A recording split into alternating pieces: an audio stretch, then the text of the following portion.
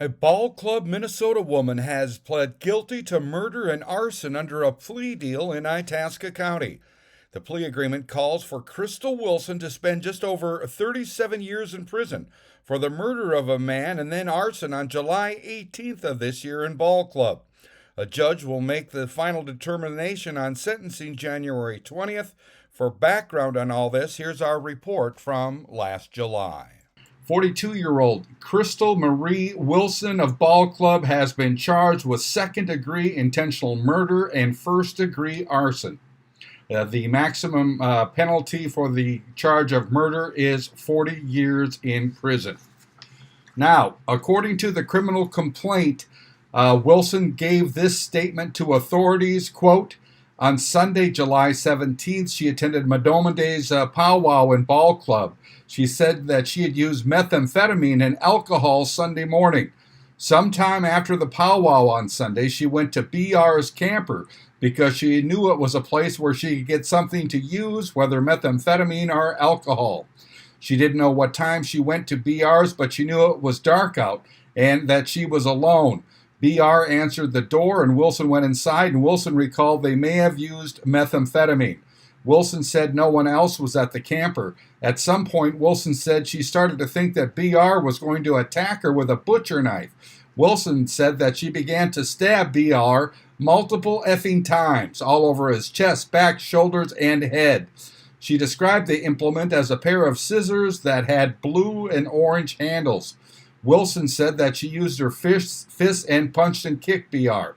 When asked how many times she stabbed him, she said, "I just kept going.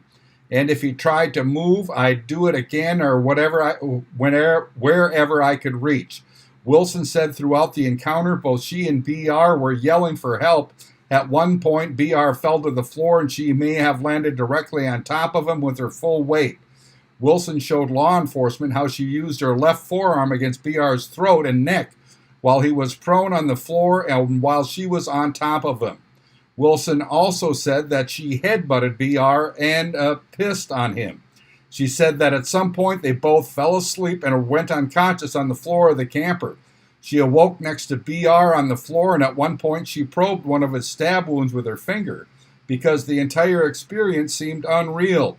Willson said that BR was laying on the floor with his feet toward the door and his head and hands toward the bed area. Willson said that BR was cold to the touch and he was dead. Willson said she found a lighter and lit the camper on fire by igniting curtains and a blanket that was on top of the bed. At one point, Willson said she thought she was burning a witch. Willson said that the smoke was strong enough that she had to hold her breath to get out of the camper, and she left BR laying on the floor.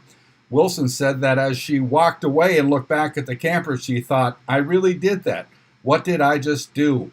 Willson said that she went to KM's home and there would have been blood on her clothing. She said she may have cleaned up at the home and put the bloody clothing in a bucket along with a notebook that had BR's name on it. A search warrant was executed to recover the camper and all items. Officers noted a significant amount of blood on the floor of the camper and retrieved a pair of needle-nose pliers. Officers noted that no butcher knife was present in the camper or surrounding area, unquote. That was directly from the criminal complaint. Now, again, Willson, under a plea deal, has pled guilty to arson and murder. The deal calls for 37 years in prison. She's scheduled to be sentenced January 20th. I'm Neil Carlson reporting for iNewZ.TV.